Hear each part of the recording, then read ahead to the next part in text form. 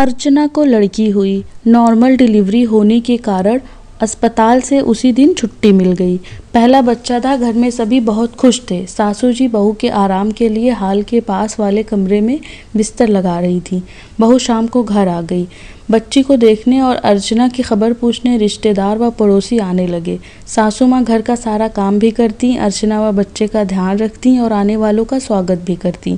कहते हैं सभी एक जैसे नहीं होते। सभी अपनी अपनी सलाह अर्चना की सास को देकर जाते। अर्चना को सब अंदर सुनाई देता था।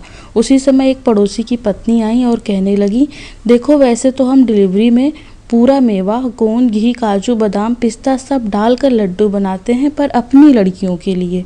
अब बहू है और लड़की पैदा हुई है तो थोड़ा कम भी चल जाएगा। बादाम बहुत महंगे हैं, इसीलिए 500 ग्राम के बदले 150 ग्राम ले लेना, और वैसे भी सभी मेवा थोड़ा थोड़ा कम कर देना, और लड्डू कम ना बने इसके लिए गेहूं का आटा ज़्यादा ले लेना। अर्चना की सास सब सुनती रही। अंदर अर्चना भी सब सुन रही थी। पड़ोसन चली गई। ससुर जी बोले, देखो मैं बाजार जा रहा हूँ, तुम मुझे लिखवा दो क्या लाना है, कोई चीज़ बाकी ना रहे। अर्चना की सास ने सामान लिखवाया। हर चीज़ उनकी लड़की की डिलीवरी के समय से ज़्यादा ही थी। ससुर जी ने पूछा, इस बार सभी सामान ज़्यादा है, क्या तुम भी लड्डू खाने वाली हो?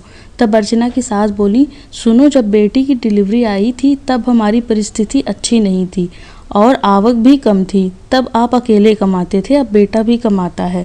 इसलिए मैं चाहती हूँ कि बहू के समय में वो सब चीज़ें बनाऊँ जो बेटी के समय नहीं कर पाई। क्या बहू हमारी बेटी नहीं है?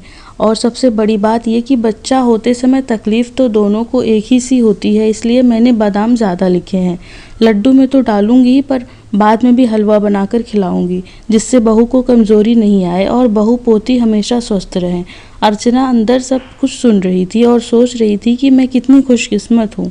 और थोड़ी देर बाद जब सासू जी रूम में आई तो अर्चना बोली, क्या मैं आपको मम्मी जी की जगह मम्मी कहूँ? बस फिर क्या, दोनों की आंखों में आंसू थे।